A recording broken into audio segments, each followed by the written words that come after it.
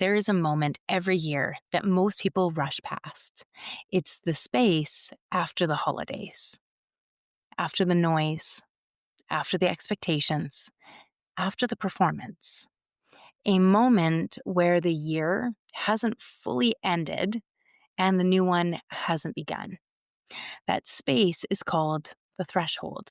And if we don't pause there, if we don't witness what we've lived, integrate what we've learned, and consciously choose how we want to move forward, we don't actually step into the new year. We just repeat the old one with new dates. Today's episode is a ritual, a pause, a breath, not to fix yourself, not to set resolutions, not to pressure the future, but to honor who you've become and choose consciously how you want to live the year ahead. Welcome to the Aligned Human Project podcast, where consciousness meets creation and hustle gives way to harmony. I'm Dawn Elgin, contrarian soul guide, spiritual CEO, and founder of Practical Spiritualism. This is a space where we explore what it truly means to be human, aligned, awakened, and in flow with the field of life itself. Together, we'll bridge science and spirit, energy and embodiment, purpose and prosperity, so you can remember who you are beneath the programming and reclaim the power to create in full alignment with your soul. Because the next evolution of humanity isn't out there, it's in here. This is the Aligned Human Project. Before we begin, a gentle note.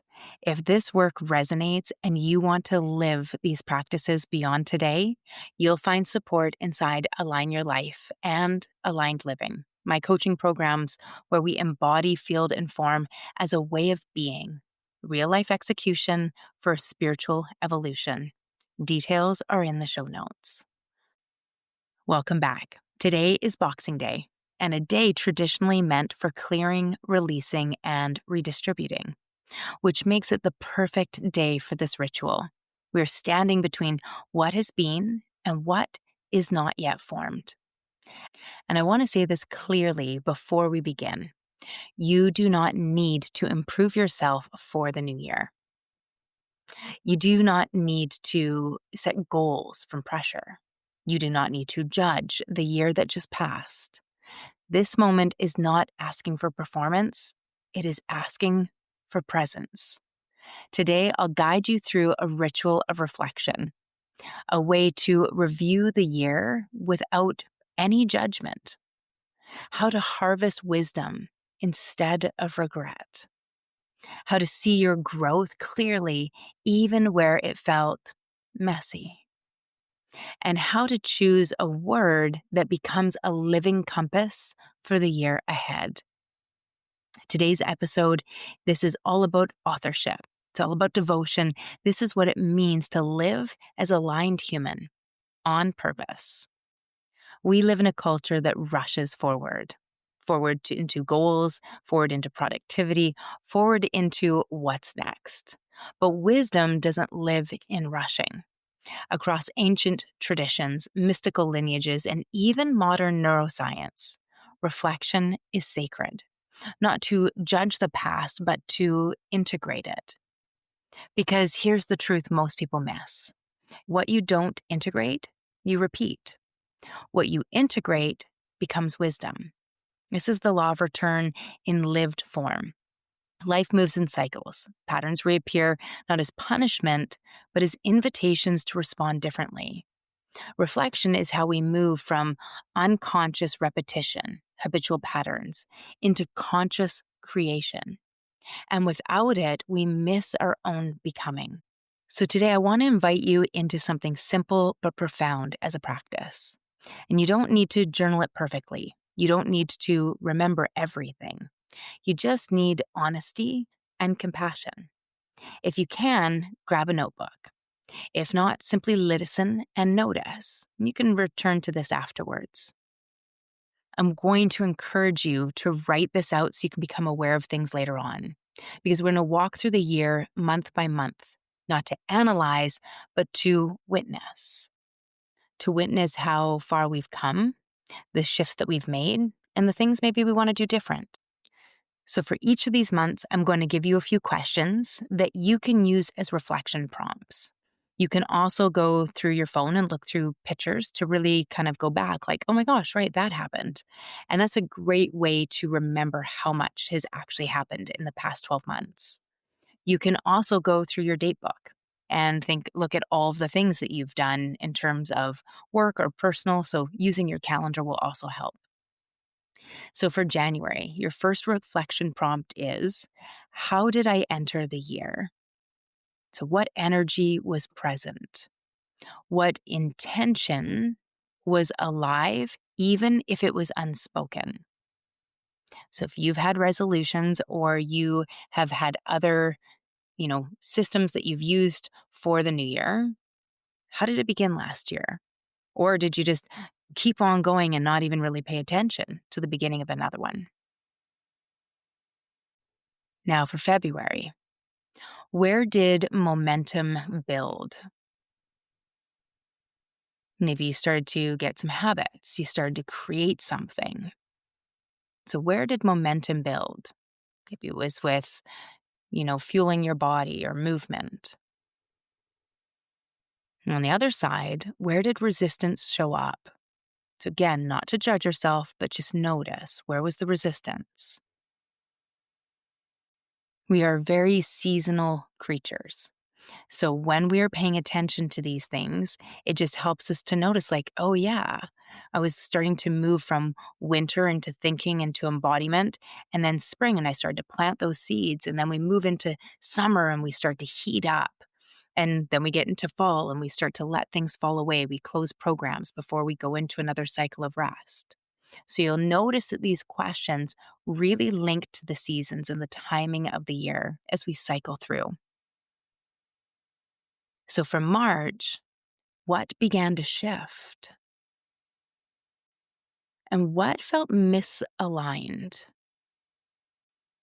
And after I go through these questions, I'm going to be sharing a little bit about my story. But this was a big one in March. In March, I started to become aware that I'd been feeling anxious since October when something was actually misaligned. And it was in March when I became aware of the misalignment and started to shift things. And then for April, where was I asked to choose? Where was I asked to choose?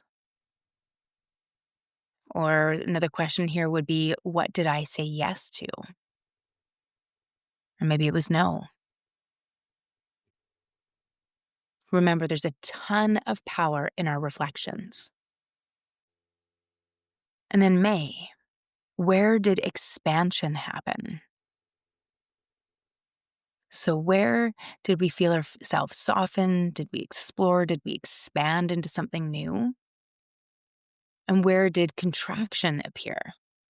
Where did we pull back? And then for June, what needed adjustment? Did we need to tweak some things?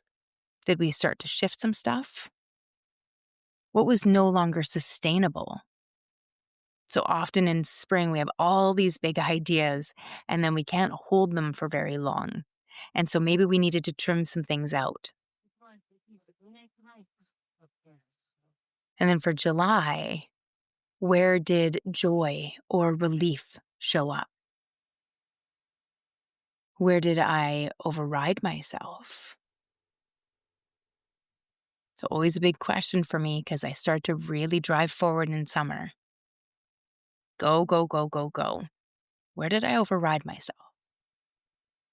Maybe it's, where did I not honor my boundaries? And then August, what asked for courage? Maybe it was in a friendship or a relationship or work. What asked for courage? Maybe it was looking into our own shadows. What needed to be released? As we start heading into that autumn equinox, what needed to be released? Even if you weren't ready to do it yet. And then for September, what matured? Maybe it felt like we were starting to embody something. What clarified? And then October, where did integration begin? Did we start to bring everything together, start to compile? What strength surprised me? Always a big one for myself, noticing what were my strengths. We're so good at being critical, but what about the compliment? And for November, what softened? What softened? What was I ready to really let go of now? Maybe it was a criticism, a judgment. And what did gratitude reveal? What did gratitude reveal? If you're not sure on the gratitude, maybe it's appreciation. Maybe it was appreciation for something that was actually difficult, but it gave you a skill or a sense of self-appreciation. And then for December, what completed? What completed this month? What am I proud of? What am I proud of? And what version of me is ending? What version of me is ending? This is not a performance review.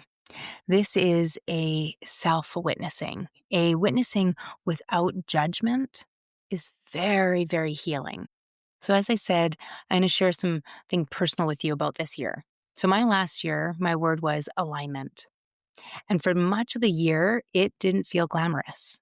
It felt a lot like dismantling, a re-listening, a letting go, a rebuilding of foundations. My mom passed away in January.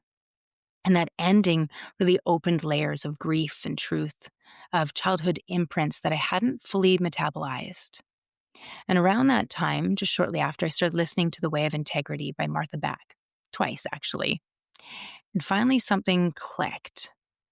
I began to evolve my values and naming myself honestly as the contrarian soul guide, learning how to trust my voice and stand in my own personal truth without feeling like I was supposed to be softer or something different than what I really am. One by one, alignment expressed itself in form. I started my podcast. I finished my book.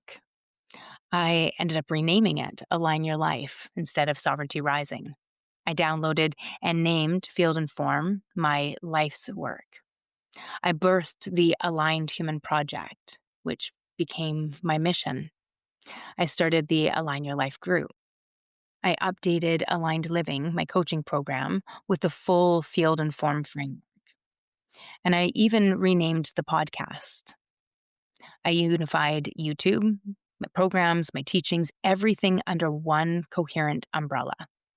I also realigned myself and all of my relationships and how I was showing up every single day. But here's the thing. I didn't realize how deeply I had embodied alignment until I reflected. Alignment wasn't something I chased. It was something that I lived. And I used that word over and over at the beginning of the year to help me remember where I wanted to go. And without the reflection, I would have missed the truth of all that had happened. Resolutions are usually born from judgment. I should be better. I need to fix this. I failed last year. That's why we always do eating programs and workout programs. Words are born from devotion. A word doesn't punish you when you wander. It just guides you home. This aligns with the law of devotion. Devotion is not a rigid discipline. It's consistent orientation toward what matters. A word becomes a filter, a compass, a remembering. Instead of asking, did I succeed or fail? We ask ourselves, did I live in relationship with this word? Here's the thing. When I started this practice almost 10 years ago now, I began the practice. I actually can't remember what my first word was, but I was a couple years into it and I chose the word surrender. And the first year when I reflected, I thought I'd done pretty good. I was working to let go of my A type personality, being a bit of a control freak. And when I finished the year and reflected, I realized I had more work to go. So I actually picked the word surrender for a second year. And again, when I reflected over the course of the year, realized I'd done pretty good. I'd learned to flow more, to release the need to control and the need to force things to happen. But when I reflected at the end of the year, I realized I still was gripping with one hand. So I actually did the word surrender for 3 years in a row. On the third year, I did much better. It's not that there's a perfection here, but I certainly learned how to lean in to the discomfort of allowing things to unfold. Over these years, it has been an incredible practice to learn how to let go rather than, you know, belittling myself or judging myself and being critical about how I could have done something better. It's like the word just keeps coming back over and over again. It honestly blew my mind to look back this month and go, oh my gosh, I had not really clued in how much I had embodied the word alignment in my work, in my personal life, until all of a sudden I was looking back and I was like, wow, that's a lot of alignment. So now let's bring this into form, choosing your word for the year ahead. So the practice is simple. Close your eyes for a moment. Maybe place your hand or your fingertips on your heart. Do a nice slow inhale, a little longer on the exhale. Just coming into your body and ask, not from the mind, but from the body, what quality wants to lead my life this year? What energy wants to be embodied?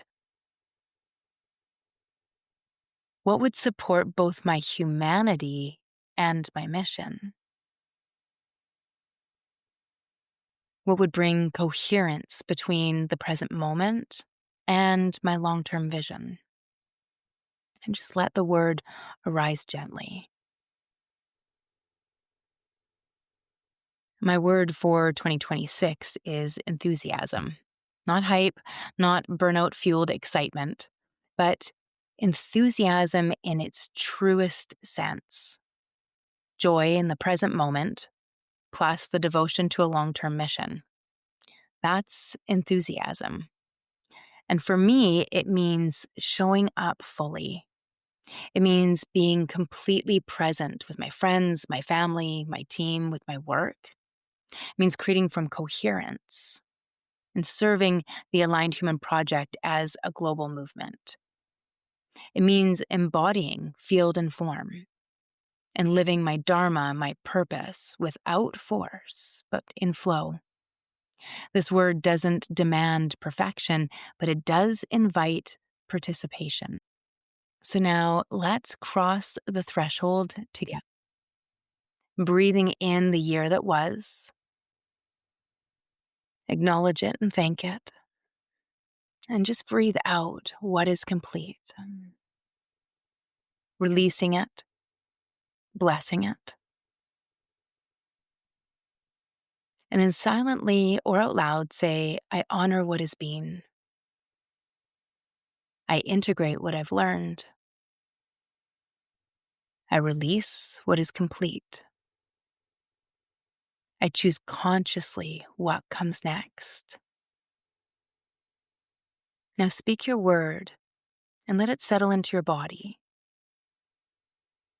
This is authorship. This is alignment.